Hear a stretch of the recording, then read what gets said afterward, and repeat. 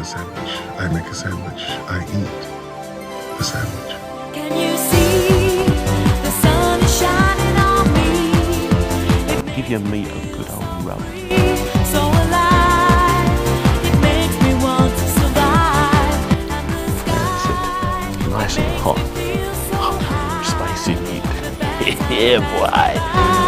'Cause today it's gonna be a brighter day. Can you feel the sunshine? Does it brighten up the day? Don't you feel that sometimes you just need to run away? Reach out for the sunshine, forget about the rain. Just think about the good times, and they will come back again.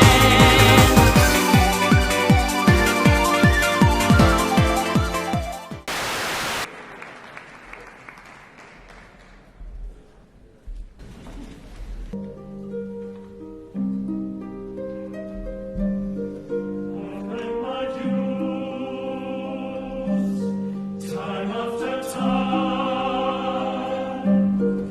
I've done my sentence, but for me to don't cry,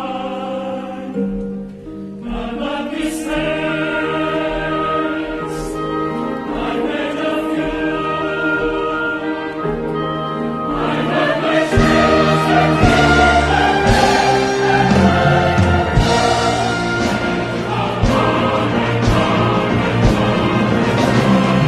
Ship review.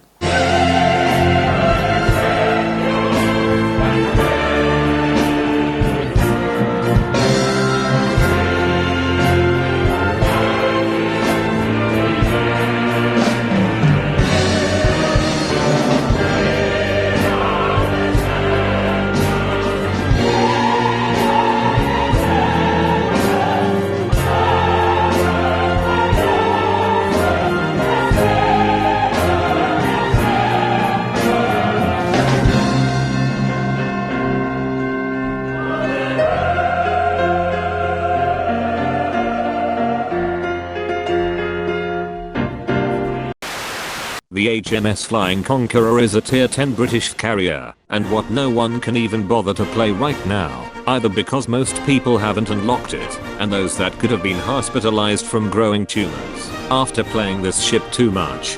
Let's be very upfront about this, the Midway is better. The US NHE bombers are still incredibly stupid, and how they are running away yet unnerfed is beyond me. But that shouldn't discourage you, because thanks to the British national flavor, the Audacious gets all the right tools to become everyone's favorite worst nightmare, and if played right you will become the Chad Audacious Rex, destroyer of worlds, and for a brief time you will experience back the greatness of the Hill Koryu.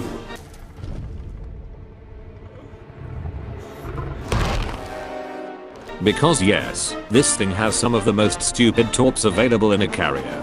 They have a spread that makes it so it becomes more narrow the more the torp travels, which means that you can freely aim for whatever ship part you want to hit the most and always guarantee yourself at least 2 hits. But it can also come to bite you in the ass because you are more likely to miss them all if you can't predict properly because of their ass speed.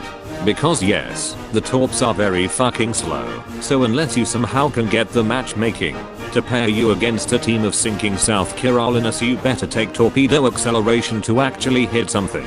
There's also the fact that you can do a 180 and almost instantly start a torpedo run again, which makes it very easy to farm permafloods. However, you have very few planes, and despite Wargaming telling everyone that they have great HP, they don't last forever, and AA ships will still shred into them, and losing your main form of damage in this carrier is an instant death. So if you want to keep filling enemy ships with your deep tropod impacts, you have to choose your targets more carefully than with the other tier 10 carriers, finding lonely ships or stationary targets, or just paying attention to ships that have damage conned recently. However, when you get the hang of the torps, you can become a true CV cum like myself, and start hunting down DDs with the torps. And then we come to the gravity-defying HE bombers that will either make you laugh and make the enemies cry, or the other way around. They have a 41mm pen, which already means that you can't pen curve first, one of the easiest targets for this kind of bombers. Your attack run consists of a very large ellipse that your planes cover with bombs that fall the same way cars fall from a cliff in Asian movies.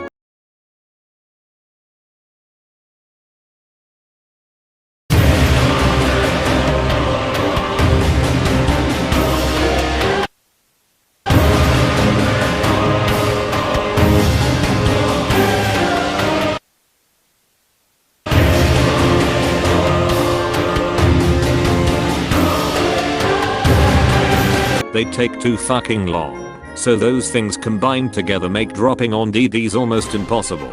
Unless you are feeling very asshole and the DD is sitting in a smoke. Your main target is battleships, because most of them don't know how to turn and they are definitely not paying attention to you. Or cruisers, which you can always reliably pen. If you manage to hit them properly, you farm pens and permafires by using the Unicum CV strat known as the one-man bucac, because as soon as you shoot your load you can start another one on the same target, not only providing you with easy damage, but also filling the enemy team with salt. You will either look like a badass napalm strike, burning everything in your way, or look like a Monty Python sketch, which will be most of the time as they made the aiming path a few nations of Andorra too big.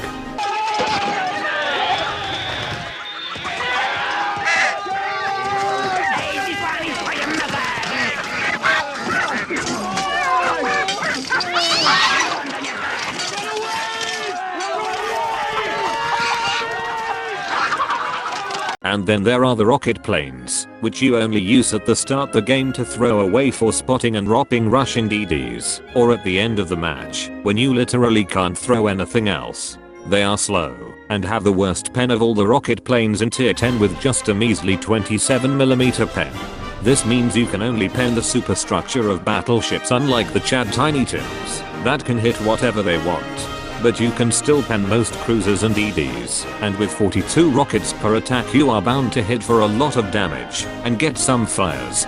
By playing the Audacious you do not play to win matches, you play to assert dominance, and remind everyone of the smug British colonization power, while other CVs try to get big damage numbers, or eliminate targets that can help out the team.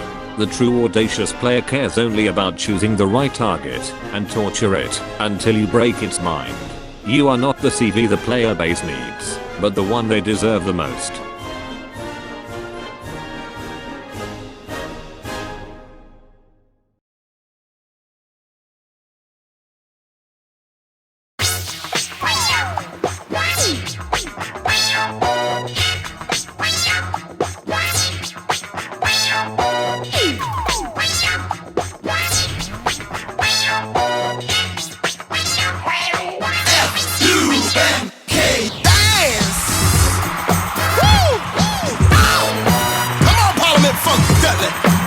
Funky feeling. Get up, get down to the hip hop or bebop maneuver. You hear the sound, it's all coming to ya. Check out the sounds. You got to get down to the rhythms of James Brown. Keep grooving to the band called Zap. Not taking no slack. Don't parlay, cause it's your day. Keep on stopping to the group of arcades, no lane.